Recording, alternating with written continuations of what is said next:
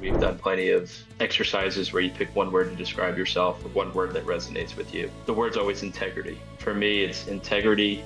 Be true to yourself. I think it's so important to always be true to yourself no matter what the situation is. Do the right thing because you have value and respect for yourself.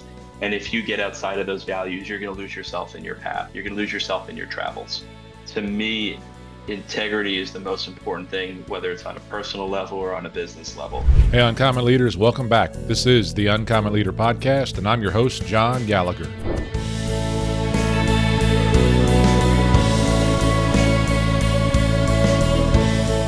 Chris Garavito, welcome to the Uncommon Leader Podcast. I'm excited about having you on today. How you been? John, thank you so much for having me. Doing really well. Excited to have a nice conversation with you. I've always enjoyed talking with you in the past, so excited to be on here, and thank you for the opportunity. Yes, sir. I'm looking forward to it as well. I know when I came in as a patient and still a patient there, and some of the torture that you and your folks took me through were very helpful to me. We'll talk about that a little bit, but also talk about really the environment you've created over in your business over there. That's really what it is the uncommon style you've taken, because I've been in other physical therapy offices before, and things were just different over there. And I think it'll be a great conversation today. But I'm not letting you off the hook. I start you off with the same question that I always start my first time guests, and that's to tell me a story from your childhood that still impacts who you are today as a person or as a leader. Yeah, so growing up, my father had a bunch of injuries, a lot of knee surgeries. So, I being younger, I would always be around him, and whether it was therapy coming to the house or him going out to the hospital, we were always in an environment of him getting treatment. And it was very intriguing to me seeing how somebody could progress from post-surgical all the way through getting back to full activity, playing with their children. So, that early on story of seeing somebody get taken from not being able to do the things they enjoy, my father being able to throw a ball with me, play catch. I was a baseball player growing up. Um, Watching that progression of him having surgery, getting back to working. He was working for the city of New York. He worked on heavy duty boilers. So, and he enjoyed work. He loved work growing up. He would always do overtime if he could. He would work, work, work, but at the same time, he would always make sure family came first. So once it was baseball season, the overtime stopped. He was always there for every event for us. I can't remember any special incident that he wasn't there to support my sister and myself, and then my brother, who's 9 years younger. So, just the importance of family to him was, always there. And, I'll never forget, I was downstairs at my grandmother's basement, and we were going around the table and asking what we wanted to be when we grew up. And I actually said I wanted to be a stay-at-home dad because he had the surgeries, and although he was getting the PT, he was home with us. He would cook, dinners for us, and he was always there while he was rehabbing. So, you know, obviously I'm not a stay-at-home dad. I don't think I could do it. But that whole him being in therapy really just it brought me to where I am today. So yeah, that always stands out for me. Family's so important to me. I have 3 children of my own. As much as I work, I always make it a priority to be at everything I can for them. Um, my 2 older boys play travel soccer, so I'm at every practice. This past weekend we had a tournament. This upcoming weekend we're going to Chapel Hill for a tournament. So um, separating the family and the work is important to me. That's interesting because you both separate it so that you can be there for their activities. But you also, what I like is bring that environment to work. Each time I've been in there, you'll often be talking to many folks about the stories about their kids and how you're there to support them, and hearing some of the stories about your sons playing soccer and some of the successes that they're having. So knowing you're there, I think that's a huge attaboy to you, as well as you've noticed that, and to learn that from your father, making sure that he was there for your activities. I think that's something that is phenomenal to carry on. And we'll talk about that a little bit more, how you manage that, because you and your wife are both running a successful business here in Myrtle Beach, South Carolina, as physical therapy. But let's kind of even go there right off the bat. you had been in what I read about you, traditional physical therapy environments. You worked for healthcare systems and did physical therapy to help others, but you've now started your own physical therapy operation. What was it that got you to make that change, to make that leap from working in the confines or security, maybe even of a regular job with a healthcare system, to being out on your own as an entrepreneur? Yeah, so I look back on my first job. I did my last internship there. I worked there for 10 years. I have no issues with where I worked. I had a great job. I enjoyed the people I worked with. I had a very comfortable salary. Um, but for me, I felt like our focus on the patient wasn't where it needed to be. The patient coming first. That's where we found the lack of care, in our opinion, of what was the most important thing as to why we all got into this field to help get these people better. We were letting insurance and bigger businesses and hospital organizations kind of dictate how we treated the patient. So my wife and I, we decided that we needed to take that step to put the patient back in the forefold and the centerfold of the care. Um, One thing that resonates with me is when I was working, we had two offices on the same campus, and the plan was to combine us into one bigger office. And I was talking to my former boss about, hey, we live in Myrtle Beach. So many people enjoy playing golf. Everyone I talk to, when they come in, what do you want to get back to? They want to play golf. So we should put a room together where we could take patients so they can hit golf balls so that we can see them progress to where they need to be, because we saw that there was a drop off of, okay, this is, you know, what a doctor thinks I should be at, but they weren't getting to where they wanted to live.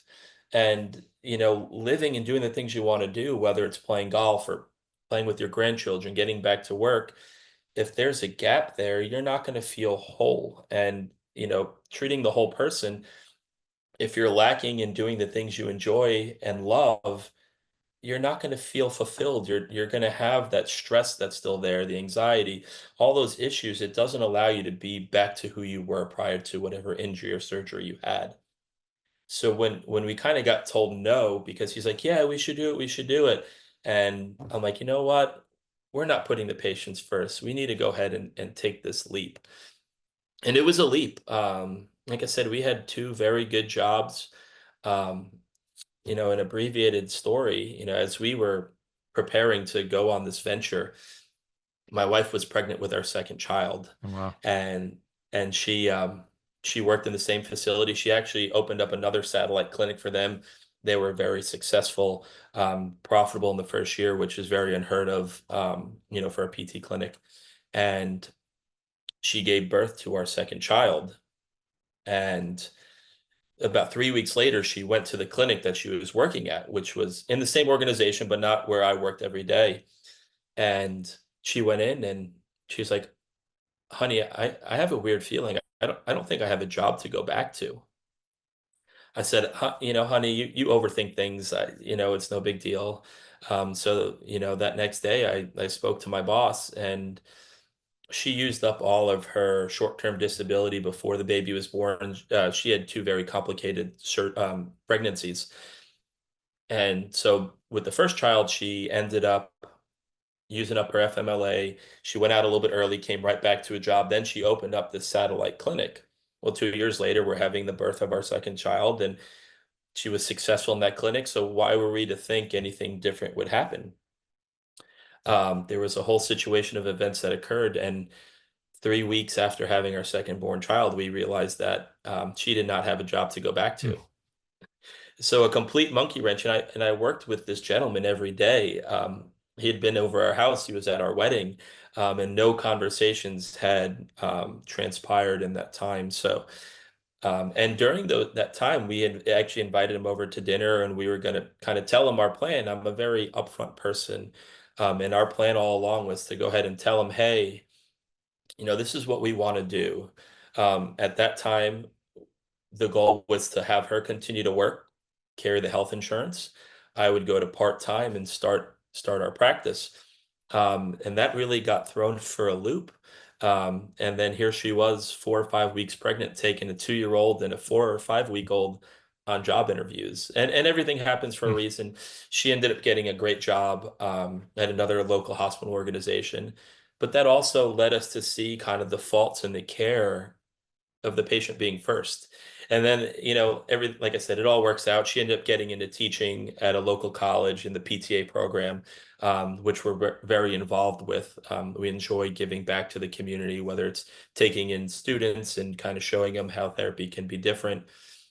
But also, the most important thing for us is treating the person. If you treat the person, their injuries typically get better.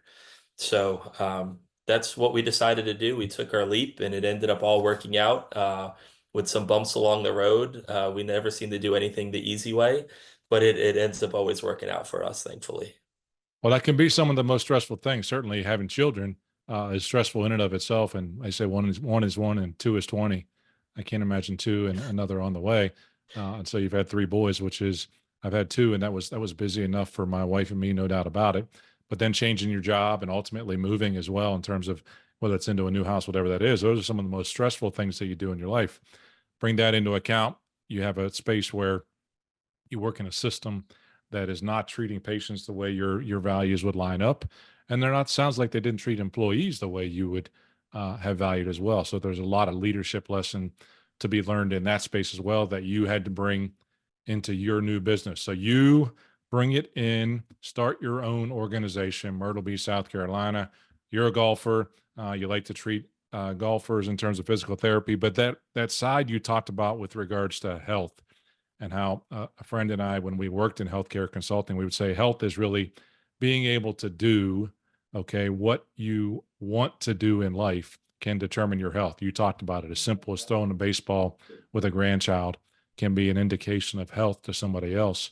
And I too often would allow myself to have the limiting belief that some pain is just going to exist for a certain period of time. And I think that's ultimately, when I came in to see you, that's what you were able to do, is just to understand and listen to me. So you work with a very diverse population. Let's talk about that care, though, and treating the person first. What are the barriers that you see when individuals come in their minds? Maybe it is their mindset that keep you from treating them effectively, or maybe you having to overcome for them to make the treatment successful. Yeah, so I would say the biggest thing, kind of across the board that we fight is physical therapy doesn't work. I could tell you that at more than half of our patients, when they come in, they say physical therapy doesn't work. So right from the beginning, we're kind of fighting an uphill battle. We have to get them to trust us and get them to understand that physical therapy is very effective. You just didn't maybe have the most effective form of physical therapy. It wasn't a form that was suitable for you. A lot of people get sent to physical therapy. They get sent by their doctor, whether the insurance tells them they need to go first to get more pain medicine, Mhm. to get an MRI, to get more tests, more studies done, more surgery. So people have been told to go to therapy. So right away, they're in pain. They want to feel better right away. And if they've had a negative experience with physical therapy in the past, they're not likely to be open-minded to, hey, this treatment can work. So getting people to understand that physical therapy done the proper way can really prevent surgery, unnecessary pain medicine, injections. So that first shift, that first time I meet somebody, I'm always asking, well, have you done physical therapy before in the past? And they'll say, yes. Okay, tell me what worked for you. What worked? What didn't work? If you come in and you tell me doing exercises doesn't work for me, I'm not going to start you out with a bunch of exercises. And that's not our style of treatment, as you know, as far as you're going to do some activity while you're here, some exercises, but we're going to get our hands on you. So letting people understand that hands-on mobilizations, techniques, and I mean this in the most professional way possible. When people come to physical therapy, they want to be touched. You go to a doctor and they got their eyes behind a computer screen. Mhm. You feel like you never have human interaction. So that first get-go, we want to show you, hey, we're listening to you. We're going to sit there, we're going to talk to you. What's going on? Because a lot of times you guys are going to tell us much more than any doctor can tell us, and any image can tell us, any study of whatever. The patients tell us what's wrong with them, and from there we know how to treat them. So yeah, the biggest barriers, people have had negative experiences. And the way we've kind of shifted our practice also is we haven't partnered per se with any doctor, no one's just sending us people because they need more studies done. We don't have I've never brought a doctor a lunch, which I know a lot of PT practices do, and that's great for them. I don't want to be relying on our business solely on one doctor, one practice. So we do a lot of marketing on the internet, on Facebook, and that draws patients into us because it's people that want to get better. It's people Mm. that want to seek alternate care. I had a lady just this morning, she came in and she had told me that she'd seen an orthopedic, has several tears of her rotator cuff, has some biceps tendonitis. And she said, but I can't have surgery right now. I'm about to open up a new boutique. I have 3 young grandchildren. My lifestyle is not conducive for having surgery. So I kind of went through a screen with her and talked with her and showed her a couple different things of why I believe there's more to the body going on than just her rotator cuff tear. And she's coming back later this week for a full evaluation. But just by listening to her and explaining, I feel like the explanation portion of the healthcare field isn't good as well. People go to the doctor just for an answer. That's not what people want, to have an understanding of what's going on with them. They want the silver bullet. There's no doubt. Well, Chris, I think I would have been the poster child for what you just explained with regards to bad experiences with physical therapy. But the pain of having to say, I got to go through 10 of these or they're not going to let me have my MRI. Because that's where I was. I was convinced that I was going to need my second neck surgery in 10 years when I had the pain that I was having. And again, while I would be, the perfect one to be on your Facebook page to say within 3 sessions, we had almost eliminated the pain that I was having just by you kind of listening through and understanding what was going on there. And you talked about that you touch people as well. Some physical therapy offices, really get light and just try to throw you a couple exercises. Look, this interview isn't about physical therapy in and of itself. It's more about the idea behind listening to others before you try to solve the problem. And I think you all did a great job in that. Chris, you've self proclaimed to be a lifelong learner as well. So when you think about that, what are some of the disciplines you have to stay out in front, whether it's both disciplines to keep learning in the physical therapy space, but also in the business and leadership space as well? Yeah, so I've always found it important since we've opened up this venture to find mentors, whether it be for the mobilizations and the hands-on techniques that we perform, or the marketing aspect or the business aspect. Those mentors to me have been extremely important. I have a gentleman who has taken to me. He's in Pennsylvania, not too far from where I went to college. And we speak very regularly as to where our business is now compared to it was a year ago. And we don't want to recreate the wheel. There are so many people that are out there that have experienced the things that you've been doing. And I would say this is in any business. You're not on an island. More than likely, someone has done something in whatever field that you're trying to progress in. Find those mentors, find those people that are willing to help. A mentor doesn't just give you the answers, though. They have you do some work towards what you're trying to accomplish. You have to be willing to put in the work if you want to become successful. And success isn't just how much money you make. It's not how much your bank account has. To me, success is leaving an impact on your community in a way that is leaving it in a better position than when you started. And those mentors, they make your life a whole lot easier. And mentorship can come in a lot of different forms. It can become in friendship. We've done some paid classes where I still talk to some of those gentlemen, and it's made my life easier. But to me, that's been the easiest way to progress in leadership. We just finished up a 5-week class of team building. And in that, I've wanted myself to become a better leader, but I also want to employ or empower my employees to become better leaders. And I think that's very important. I know at the end of the day, the 5 to 6 employees that we have, they're not going to be here forever. But if we can teach them leadership roles and we can teach them how to become good people and good um, leaders moving forward, it's not just going to help out one person, it's going to continue to help out the community. So continuing to invest in our people has been very beneficial as well. And you learn so much in those situations. And it's interesting, John, I'm sure you've been to plenty of leadership conferences. Um, the messages are very similar, but it has to be the right timing. Timing is everything. And when it resonates with yourself or the employees, that's when it's going to take you to the next level. So, looking for ways to continue that mentorship, whether it's friendship, paid learning, to me, that's the most important way to become a lifelong learner. Yes, I listen to books. Who doesn't, who is successful? I think that's important as well. But to me, I think that mentorship is the best way to continue that lifelong learning.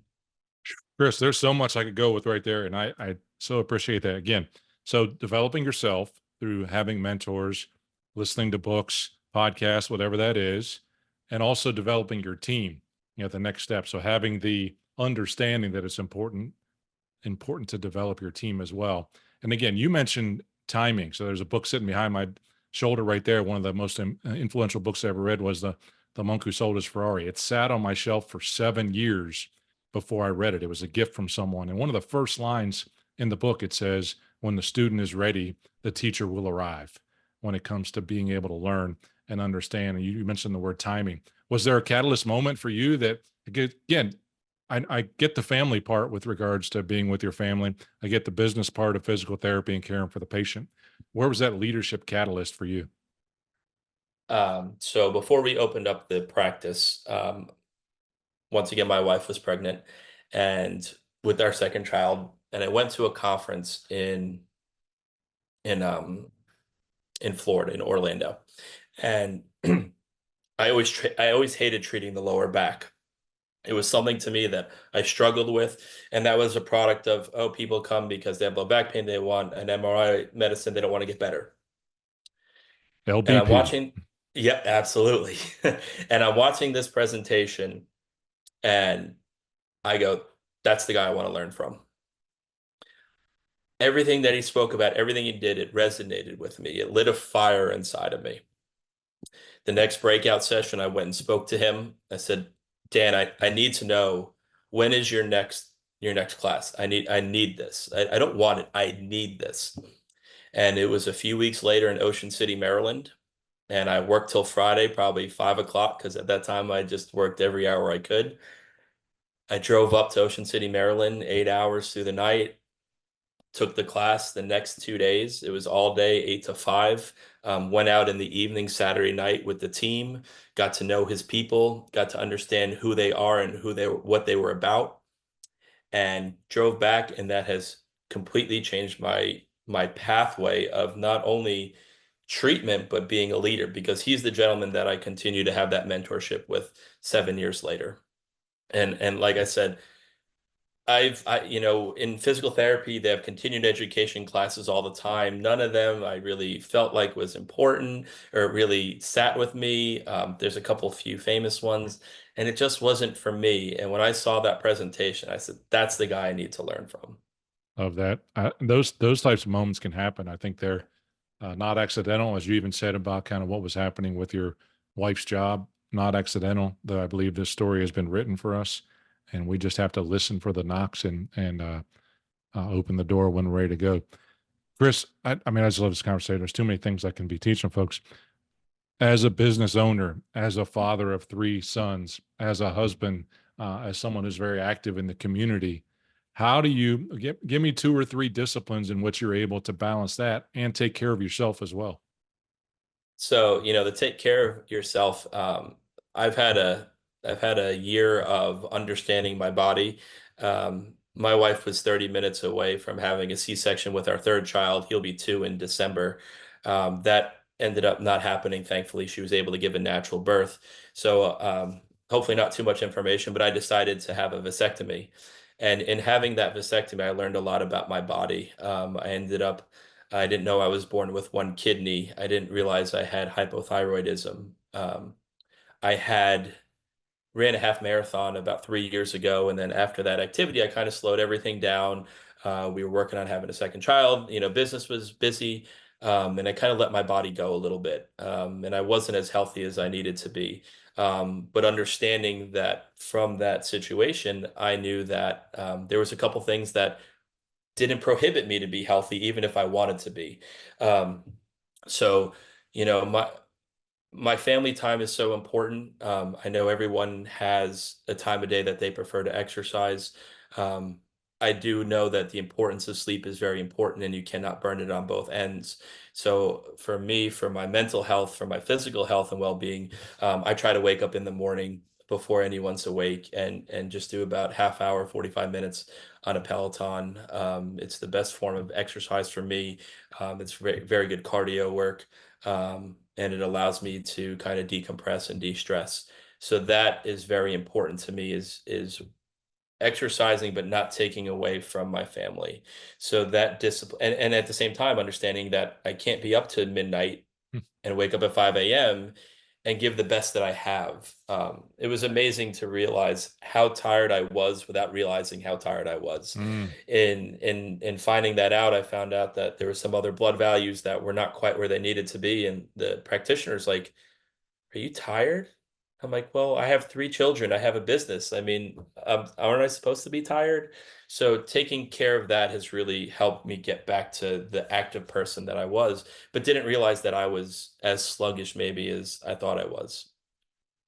And, another thing is, I'm always a family first person, but I've realized if I don't take care of myself, outside of, the exercise for the overall health, um, I'm not going to be any good to my family. So, um, just this past year, I decided that one Wednesday a month, I'm going to take a half a day and I'm going to go play golf.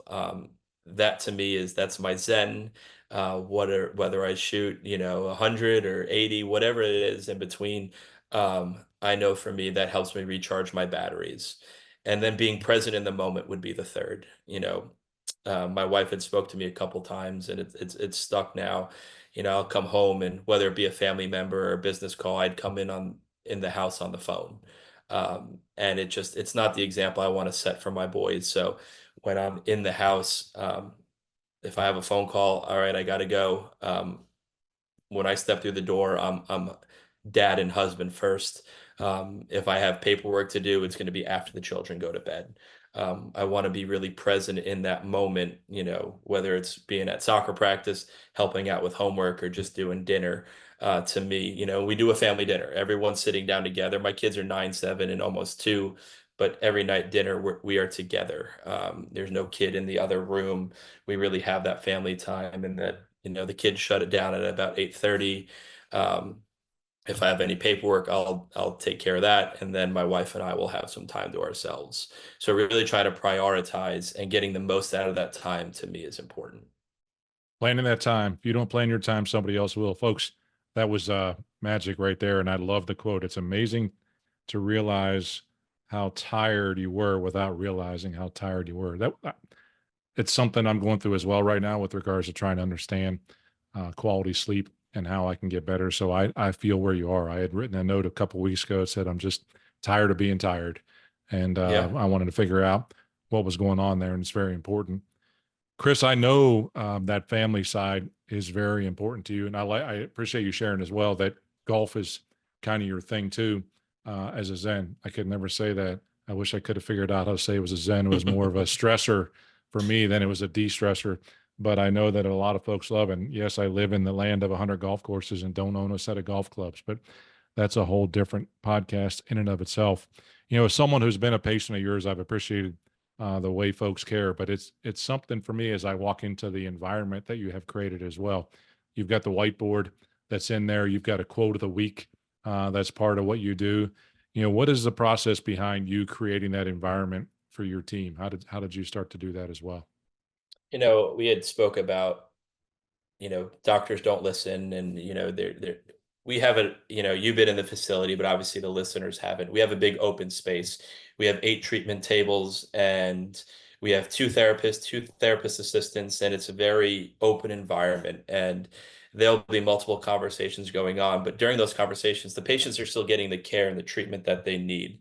And we encourage our staff to interact with the patients. I always found early on in my career, if I found out one thing about a patient, whether it be a prior career or something with a family member, and the next time you see them, or a week later, 2 weeks later, you see them, and you bring that topic up, they understand that you listen to them and you care for them.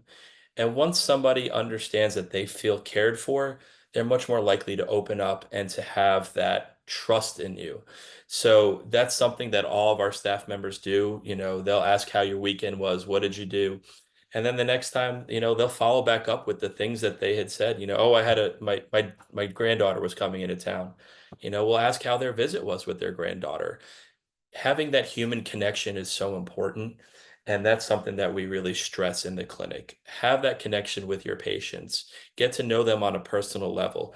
Our patients, thankfully in our field, we spend time with our patients. We're with them for an hour. Now, there might be multiple people in the clinic, but in that hour, you can really get to know those people. And over a few week time period, you feel like you've gained a friend. And that to me is so important. And that it is something when we hire people, our staff has to understand the importance of getting to know those people on a personal level. And like you said, the whiteboard, we started that, I don't know, probably 3-4 years ago. Monday morning, we have the whiteboard erased, and the patients that come in first thing, they're looking forward to it. They say, well, what's the quote of the week? Why is it not up there? So that environment of that human connection is so important to us. And, there are patients that they'll come in and they'll take a picture of that quote because, like we said earlier, timing is everything. A quote will resonate with them and they take a picture of it and it really hits home to them. So that human connection is so important with us. And just something as simple as a whiteboard with a quote, it's just another way that they see that we care about them. That's great, Chris. And again, I notice it when I'm in there, and I'm sure your other patients do. And I appreciate how you talk about, because I do think one of the best ways for you is that referral side. Patients are bringing other patients in there to the business, and that's so important for folks to tell a good story for you. Chris, have you? I mean, you mentioned many of the practices. Do you really get a chance? And this is uh, a rhetorical question for you, maybe not a specific, but sit down and just reflect on kind of where you've come in your journey, all the stories that you have. Have you had a chance to do that? I don't do it often, but there'll be a time when somebody will walk out and it just kind of hits at that moment. It's like, when I started the practice, John, I don't know if I had ever told you this. I was in a CrossFit gym and I had a little room. It was a childcare room and it's probably 10 by 12. And I had one little folding table, and little, it wasn't even a desk for my computer, a little cot or a little futon that was just there for if they brought a family member. So to look back on where that was and where we are now, we've built a team that I think is better than any in the area. And I know I'm biased, but we've won, a couple local best of the beaches and best of the Grand Strands, 4 years in a row. Our patients really value who we are. But I think that family members bring that out in me. I have an aunt, she's a New York City judge. She's at the highest position that she's been able to run for. She's Supreme Court. And every once in a while when we speak, she goes, you know, what we're doing, and she brings it up to about herself, but as me as well, like sitting back and reflecting on what we've come from and where we are. It's just so special to see that, you can take a situation and just improve it so much. But you could just get caught up in the everyday. It is nice to sit back and reflect, and it's something I don't do enough. Um, but just hearing the success stories from our patients, that's a great daily reminder of where we are. But yes, there are times that I find myself kind of lost in a moment and reflect, all right, we're not in a little 10 by 12 room anymore. That's pretty cool, because I know that sometimes that success can be something that is a hindrance to going forward, but I don't see that in you. I see continued growth, and I look forward to what's next. Chris, I've enjoyed our conversation today.